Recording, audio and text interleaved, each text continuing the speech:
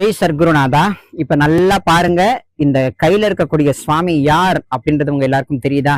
சாட்சாத்து பண்டரிநாதன் பாண்டுரங்கனே இந்த சுவாமி. எல்லாரும் பண்டரிபுர கஷேத்திரம் போறோம் இல்லையா? அந்த பண்டரிபுர கஷேத்திரத்துக்குன்னு ஒரு வரமுறை இருக்கு. என்னன்னா, பண்டரிபுர கஷேத்திரம் போறவங்க அத்தனை பேருமே சந்திரபாகா தீர்த்தத்துல மூழ்கி அங்கிருந்து ஒரு கல் எடுக்கணும். ஏன்னா அது பரிசா பாகவதர் கதையிலேந்து வரக்கூடிய ஒரு விசேஷம் உண்டு. அதெல்லாம் சொல்ல போனா டைம் ஆயிடும்.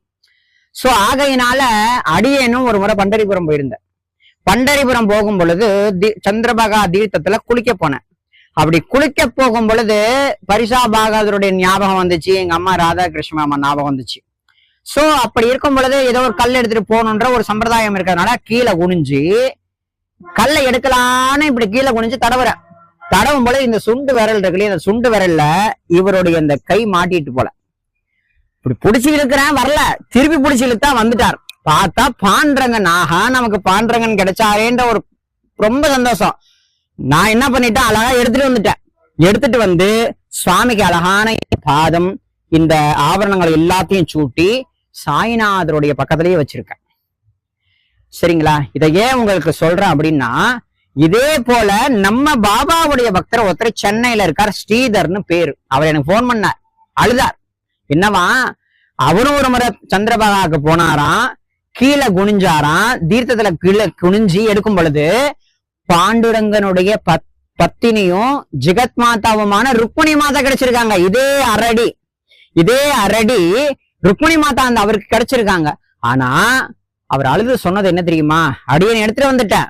ஆனா அவர் அப்படியே அங்கேயே விட்டு வந்திருக்கார். ரொம்ப வருத்தப்பட்டார், ரொம்ப அழுதார். அவருக்கு ஏன்னா அவர் ராதாகிருஷ்ணனோட வரலாறு அவர் படிச்சுக்கிட்டு இருந்தாராம். இப்ப படிச்சுட்டு இருக்கும்போது அவருக்கு இப்படி ஒரு கிருபை நடந்தத அவர் மனசு கொஞ்சம் அலபாஞ்சிருக்கு.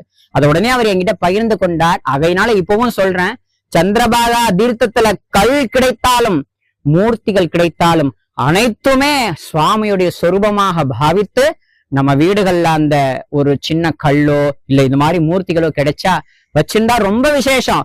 ஏன்னா சந்திரபாகா தீர்த்தம்ங்கிறது உயர்ந்தது. ஷிரடி பண்டரிபுர கஷேத்திரன்றது ஷிரடியே பண்டரிபுர கஷேத்திரன்றது சாட்சாத்து வைகுண்ட ஸ்தானம் அது. அதனால அங்க என்ன கிடைச்சாலும் ரொம்ப அபூர்வம் தான். ஷிரடியில லக்ஷ்மண் மாமான்னு சொல்லக்கூடியவர் இதே மாதிரி பண்டரிபுரம் வந்திருக்கார். சந்திரபால குளிச்சா இதே மாதிரி பாண்டரங்க கிடைச்சிருக்கார், ருக்மிணி கிடைச்சிருக்காங்க. சோ அந்த பண்டரிநாதரையும் பாண்டரங்கனையுமே அந்த காலத்துல பாபா வாழ்ந்த காலத்துல ஒரு கோவில் கட்டி பிரதிஷ்டை பண்ணி இப்பவும் வழிபடுறாங்க. ஷிரடியில ஓல்டு விட்டல் ருக்மிணி மந்திருக்கு. நீங்க